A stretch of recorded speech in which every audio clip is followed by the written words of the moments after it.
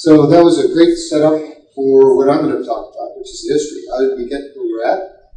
And really, what should we be thinking about as we transition from Mode 1 to Mode 2? We've already transitioned from Mode 1 to Mode 2, so how should we be thinking about this? So first off, where are we? You know, there's this guy named Moore back in the 1960s who came up with a thing called Moore's Law. Moore's Law basically said we're going to double the number of transistors on an IC, and we're going to do that every 18 months. So fundamentally, what's happened is we're in this logarithmic curve. If you think about doubling the number of anything over a period of time, about the 30-second doubling, you're really into some huge terms. If you double a penny, on the 30-second doubling of a penny, you're at $10 million. Plus 1 day. So fundamentally, Moore talked about this and said, you're going to see this change. Well, what we've seen with that change is the change with IoT, Internet of Things. So we're seeing this massive proliferation of devices. So Mode 2 is here. And Mode 2 fundamentally is very, very adaptive and fast IT. Mode 1 is your standard IT, the standard stuff you do every day, your networks, all the things that you have in place to give you your basic systems. Mode 2 is this very, very adaptive IT, whether it's your operational technology, your Internet of Things, your devices, all that stuff is inside the Mode 2 bucket. But guys, right now, we don't solve the Mode 1 cybersecurity problem. We can never really move to Mode 2. Kevin just said, if you're looking at the Mode 2, you've got to have device protection no matter where that device is. We're taking devices from Abbott or Baxter or any of the other companies, and we're putting those devices inside of a hospital, and they're phoning home, giving information or doing interaction, coming back home. So this is an expanded network operation. It's a complete change, a complete paradigm shift from where we are today when we think about Mode 1 operations. So we've got to think about fixing the Mode 1 problem so we can move to Mode 2 problem, solving Mode 2. Your hackers, by the way, Kevin mentioned about the different type of hackers, so I'm not going to re-talk about that. But roughly speaking, we think there's about 10 million. It could be about 100 million. It just depends upon what your definition of the hacker is. There's about 500,000 of us on the cybersecurity side protecting. We're outnumbered. And that's one of the fundamental things that you see when you start looking at the statistics about how much losses there are in any particular sector, in any particular operation. So we're outnumbered, but we're really not outgunned. We know what their profile is. We know how they function. They basically all follow the same type of kill chain, the same type of profile. So this is what they do. So we know that. So there's things that we can do to stop them. On average, hackers spend about 200 and some odd days on our networks. They have a lot of dwell time. That dwell time is because of some of the fundamentals that we're not doing on Mode 1 operations from a cybersecurity standpoint. That causes them to get the large profits, or in the case of foreign nations, to steal our intellectual property. And that's really, I think, for all of you that are in the manufacturing side, that's one of your primary concerns. Why do they go through the trouble? Because it's easy. Once they get inside the network, moving laterally is really easy. And they do it, and it's very, very invisible to the people inside the network. And we don't really see that. It gets worse as we start having these expanded networks where I put a device into Mayo Clinic, and that device inside the Mayo Clinic is phoning back home, and it's going across multiple networks. The security profile with that becomes extremely difficult and extremely easy to exploit. And it can be common traffic. It's going to be traffic that's disguised and looks like normal traffic. So we get owned. We all are getting owned. This is just kind of the nature of our lives today. So we should expect it. We've had to change our particular paradigm when it comes to cybersecurity to expect it and to say we're going to change this. We know how the attacker is going to act. We're going to change this so we can find them fast and get them out fast. And that's really requiring us to change a lot of our mindset. So that gets into really the crux of what I want to talk about today, which is we've got to change our maturity. On average, the life science industry in total, I'm talking about hospitals, biopharma manufacturers, I'm talking about the totality of our industry, is about 2.7 on the Gartner maturity curve. 2.7 on the average. And I have this directly from Gartner, and that's as of June. So that means we're developing. That means that we're not doing the basics. So when we start describing the problem, if we don't do the basics, we'll never get to the mode 2 solutions. We'll never get to the things where we can say, how do I expand that? How do I make this an extensible solution outside of my network, outside of the things that I do today? How do I do that? This is about doing lots of things. Multi-factor authentication. Name.name at domain.com with a password is so 1960. It is so outdated. And yet, how many people here do multi-factor authentication? 1, 2, 3, 4. So this has to be our new paradigm. It has to be our new paradigm. I talk about it on a global basis. 35% on estimate of all corporate passwords and credentials are stolen. If you're using cloud services, you'll never know if those stolen passwords are used. There's no monitoring that goes in it. The cloud service provider doesn't care. That's not their problem. It's your problem. So you'll never know if that's been done. As Kevin said, a lot of the passwords out there are so well known. Admin. It's admin is the credential and password is admin.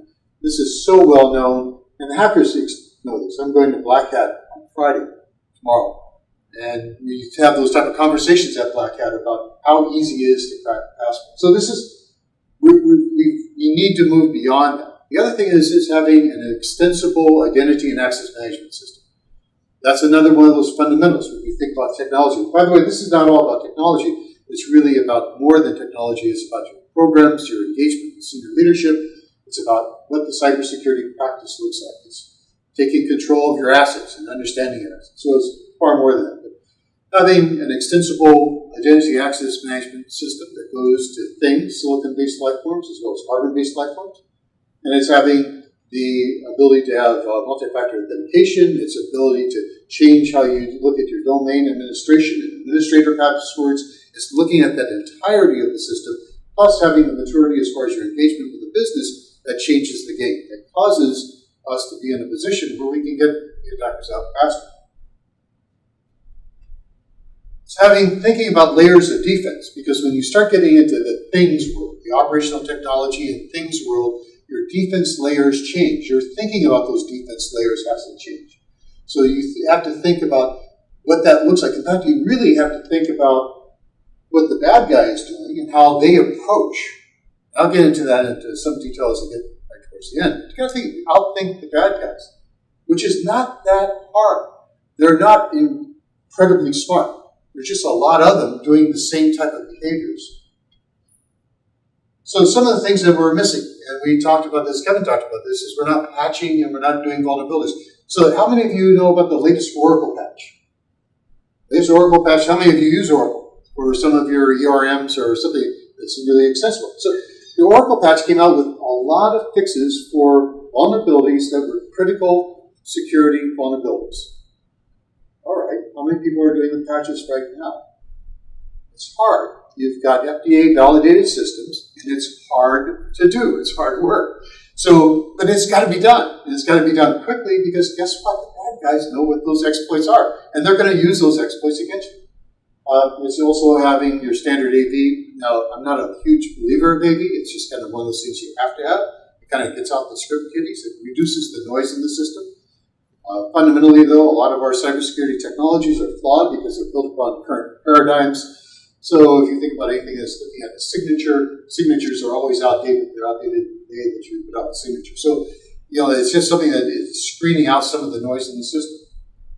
You got to do regular scans. We don't do this as a common practice, but regular scans are extremely important when you think about your systems. You got to know what's inside of your system. You got to be scanning your system for vulnerabilities and understand what the dependencies are when you think about patches. Yeah, I try to use using slides as I go through, so I use more than one humorous type slide. And you got to take back the endpoint, because the endpoint in today's world is going to be those things. It's going to be all the stuff that you have out there. In fact, from a cybersecurity standpoint, you're running a cybersecurity practice in life sciences, you've got to take back the operational technology in your factories. That should not belong to the engineers in the factories. That has to belong to the cybersecurity practice. And you also have to have the responsibility for IoT, things that you have out there that are going into all the pharmacies or all into the hospitals. But the endpoint is critical, and taking back the endpoint requires that you know what's out there inside the endpoint.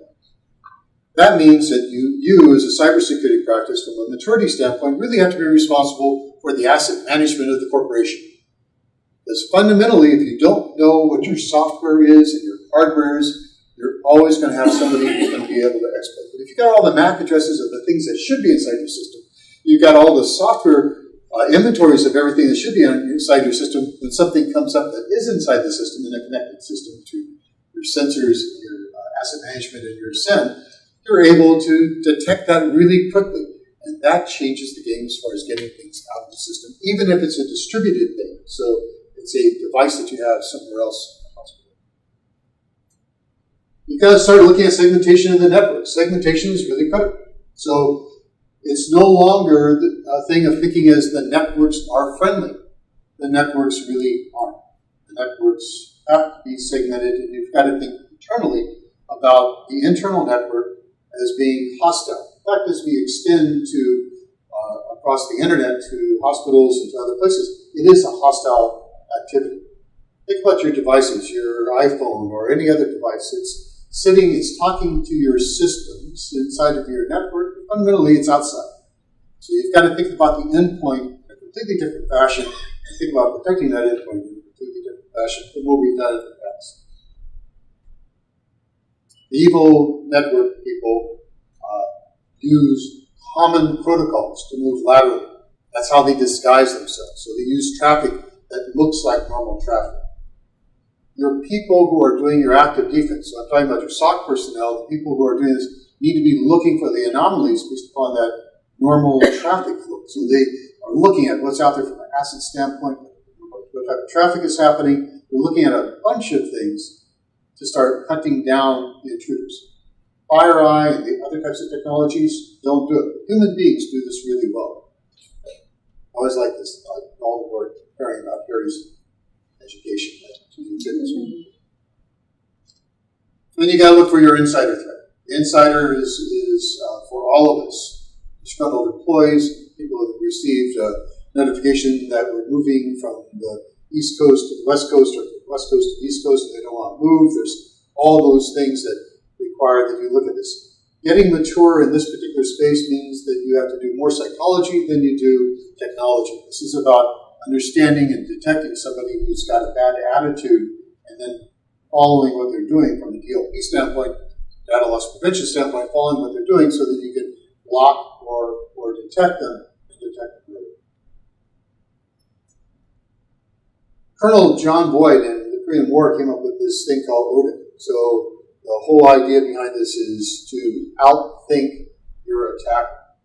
I would submit to you that today in the cybersecurity practice, we need to be outthinking our attackers. We're changing to a highly digital world. It's not going to stop. The acceleration is going to continue. We're on this logarithmic curve. We're at the vertical rise of that logarithmic curve. That means that we need to start thinking faster and better than the opposing forces. It's really about us as human beings. So it's not a technology play. It's more people, process, and then technology. So it's getting ourselves to the point where we can think and outthink the enemy. And that's really, so this is my misspent youth. I spent my early years in the U.S. Marine Corps in cybersecurity. So I think that way. Anyway, we need to outthink our opposing forces. We need to outthink our opposing forces far faster than they think. And that's really the key to success. And that's what John Boyd had come up with. Key takeaways.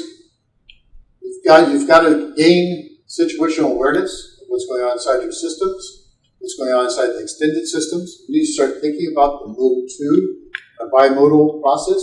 If you're not thinking bimodal today, you're not seeing the reality of your systems. So you've got to start thinking in a bimodal system. You've got to be thinking faster and quicker than your opposing forces. You've got to plan on people getting inside your system and then plan on getting them out of your system in minutes, not days, not hours.